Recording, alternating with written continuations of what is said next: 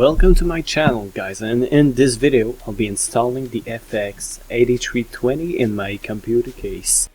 To make sure the installation goes well, you'll need thermal compound, a screwdriver, your CPU of course, and rubbing alcohol to make sure your CPU doesn't have any stains or grease on it when you install it.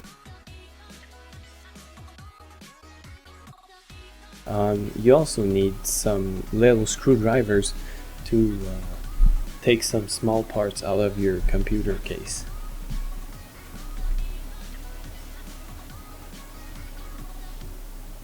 First of all, flip your computer case and make sure it's flat on the ground. After that, spot all the cables you'll need to take off your computer case, and this is when the small screwdrivers gets useful, because these 4-pin connectors from your pump and fan, well, in my case it's a pump. It's a Coolmaster Seidon a 120V, and I'll need to get the little locks of the 4-pin connectors with my small screwdrivers. Next step, you will have to take off the pump, or the heatsink in your case.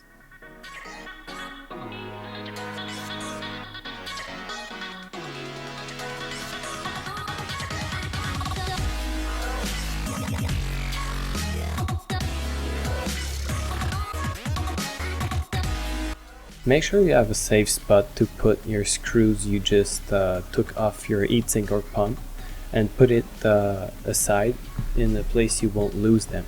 I usually put them in a small basket or a small cup to make sure I don't lose them. Put your pump aside to make sure it's not in the way.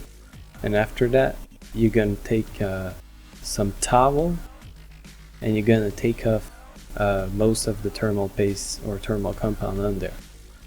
Here I decided to take the CPU off the motherboard to wash it, because I don't want any thermal compound to go on the motherboard. And as you might know or don't know, well, thermal compound sticks to surfaces really well. Here I take a new towel to make sure there's no more thermal compound on the CPU. And here is the thermal paste or thermal compound I didn't show you at the beginning. Do the same thing with the heatsink or the water pump. And after you took off the big part of the thermal compound, you can grab another towel and do the same thing again to make sure there's almost no more thermal compound on there. After that, get your other CPU out of the box, and it's time to install this bad boy. But before you install anything, you must wash the CPU again with rubbing alcohol. I usually put, I flip the bottle 2 times on my little towel to make sure it's moist with alcohol.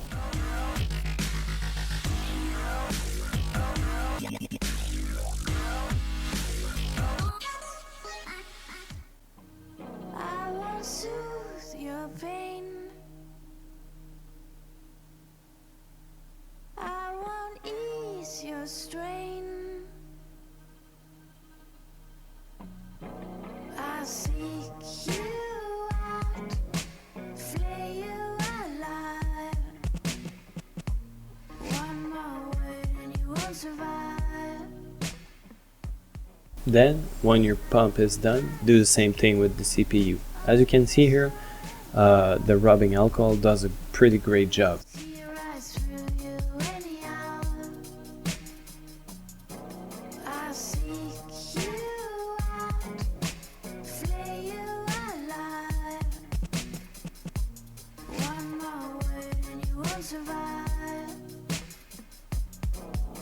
And I'm not scared. As I mentioned earlier, this rubbing alcohol is made to clean your CPU of all the dirt or the grease you have on your fingers, or the rest of the thermal compound that was on your CPU.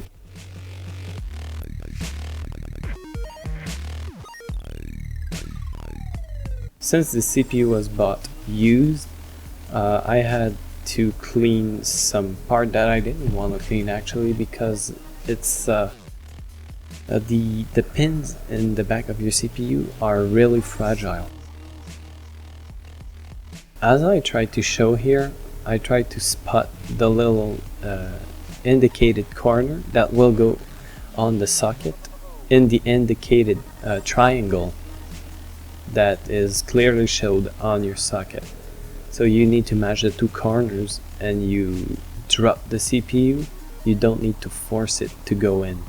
In my case, I realized that the CPU I bought on eBay has few pins that are bent, which is quite annoying when you get a new part or a used part and it says, oh, everything is doing well on your part when you buy it, and you contact the seller, but it arrived damaged. I got pretty upset about it, but anyway, I took my little screwdriver and I dropped the CPU, and finally it goes in without forcing it.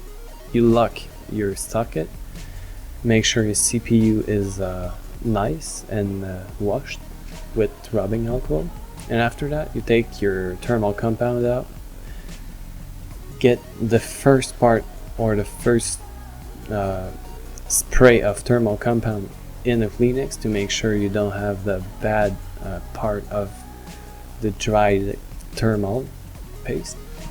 After that, you put a bit on your CPU, not too much, but you need to have some.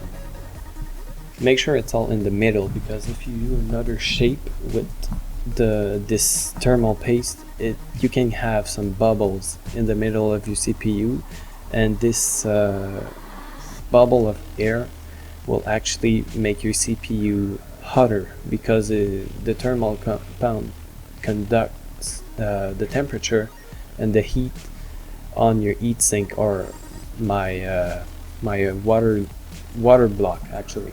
Yeah, sorry about that. Screw back your water block on your CPU or heatsink, but screw it gradually.